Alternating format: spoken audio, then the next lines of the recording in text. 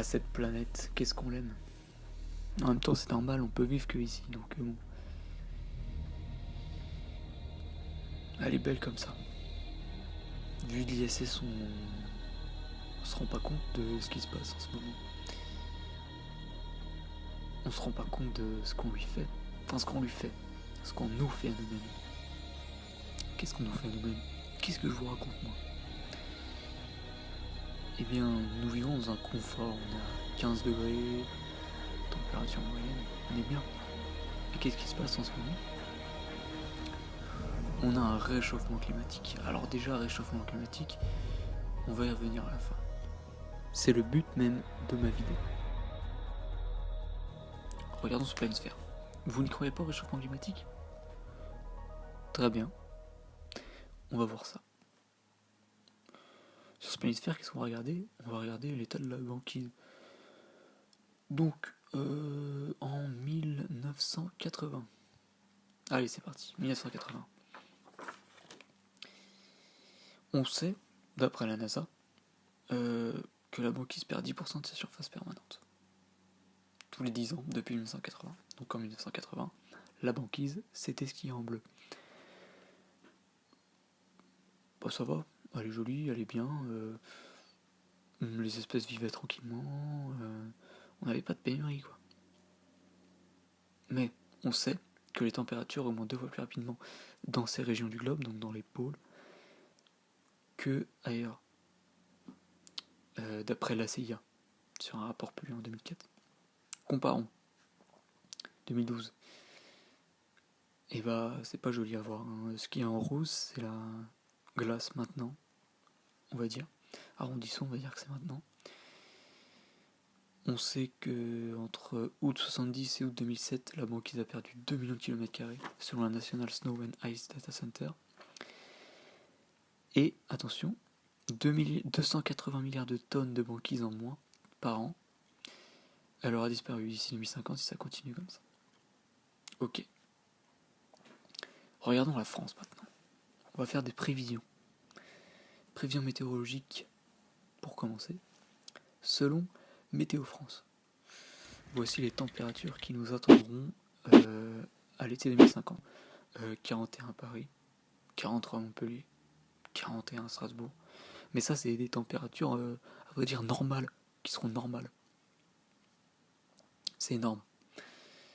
Ok, prévision maintenant sur l'augmentation du niveau de la mer. Parce que la banquise fond, l'eau va venir quelque part. Bah, l'eau, elle va aller sur nos côtes. Ça, c'est 0 mètre. Donc, c'est ce qui se passe maintenant. Maintenant, on a ça. Et si on a 1 mètre en plus, on aura ça. C'est-à-dire que toute la vallée qu'il y avait, elle aura disparu. Elle sera sous les eaux. Il n'y aura plus de vallée. C'est un scénario catastrophe. Maintenant, regardons différentes parties de la Terre. On va commencer par ce fleuve d'Oroville. Donc c'est un fleuve en Californie. Entre 2011 et 2014. Pourquoi il a autant baissé? Parce qu'on consomme beaucoup d'eau, oui certes, mais aussi parce que les glaciers perdent leur neige. Il n'y a plus de neige en fait. Donc, lorsqu'elles fond, cette neige elle est moins abondante. Et il y a moins d'eau qui va arriver dans les fleuves, et du coup les fleuves commencent à s'assécher. Ça c'est éventuellement un problème sur nous. Comparaison, alors là j'ai pas grand chose à dire, hein, vous avez juste à regarder. Entre 92 et 2015. Et bien voilà. La neige fond, la banquise fond. Ça illustre ce que j'ai dit précédemment sur l'augmentation du niveau de la mer, qui est irréversible si la banquise continue à fondre comme ça. Et aussi, ce qu'on remarque bien évidemment, c'est l'augmentation globale de la température moyenne terrestre, augmentation des canicules, que ce soit en Afrique, en Europe ou en Océanie, en Australie si vous préférez. Ok. C'est pas beau à voir quand même, hein, tout ça. Et bon, on va continuer. Je vous dis que la température augmente, mais est-ce que vous êtes obligé de me croire? Bah oui, vous êtes obligé de me croire. La NASA publie un rapport. Comparaison de la température moyenne par rapport à la moyenne qu'il y avait entre 1951 et 1980. Donc avant, c'était plus bas. Maintenant, c'est énormément plus haut. 0,8 degrés en plus. C'est énorme. Température moyenne, c'est énorme. Ça montre bien que y a un réchauffement climatique et qu'il faut faire quelque chose. Est-ce qu'on peut faire quelque chose, nous? Vous pensez? Parce que je vous dis ça. Mais ça se trouve, nous, on n'y est pour rien. Ça se trouve, qu'est-ce qui pourrait faire que nous, on soit les responsables? Je vais vous montrer. L'effet de serre. En orange, la flèche orange que vous voyez, c'est les rayons du soleil qui arrivent à pénétrer la couche d'ozone. Et bien ils arrivent, ils touchent la terre. Ils touchent une surface, que ce soit l'eau, de la neige, de l'herbe, de la terre. Ils la touchent et ces rayons sont réfléchis pour une partie d'entre eux. Pas tous parce que ça dépend de la surface, enfin bref, moi je vous parle pas de ça. Ces rayons sont réfléchis et où ils vont? Dans l'espace? Non.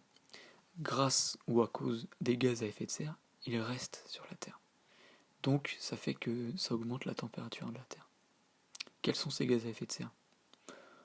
On a du méthane. Vous en avez déjà entendu parler, ou vous n'en avez pas entendu parler. C'est un gaz dangereux, c'est un gaz inflammable, c'est un gaz qui se libère par la fonte des glaces. On a de l'eau, vapeur d'eau, et on a aussi du CO2, du dioxyde de carbone. Alors chaque gaz a sa particularité.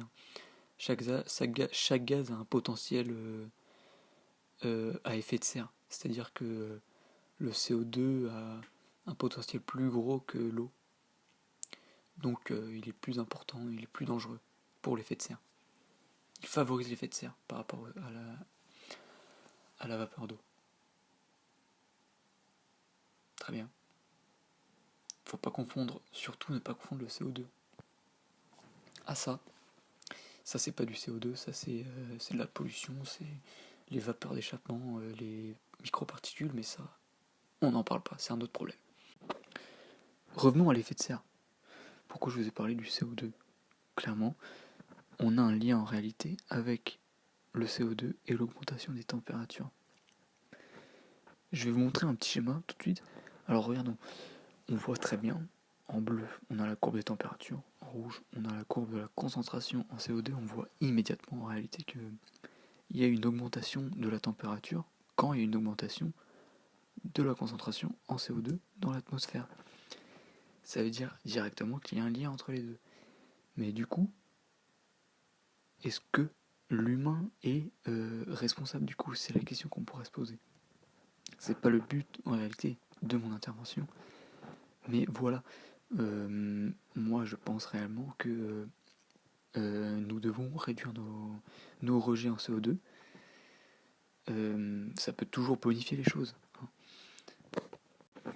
Et d'ailleurs, même moi, je vous invite à lire le rapport du GIEC qui montre en réalité que certes, si nous avons 1,5 degré de plus en moyenne sur la Terre, on aurait des conséquences non négligeables bien entendu, mais des conséquences auxquelles nous pourrons résister.